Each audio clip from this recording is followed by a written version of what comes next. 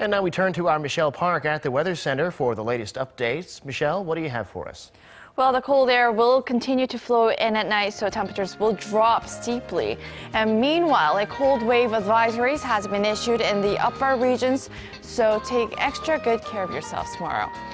Tomorrow morning, Seoul will begin at -4 degrees Celsius, while the southern regions will still be bearable, with Daegu and Busan beginning at 0 and 6 degrees. It's going to be sunny during the day, with Seoul topping out to 3 degrees, while Gwangju and Busan will rise up to 7 and also 11 degrees. I'll leave you with the weather conditions around the world.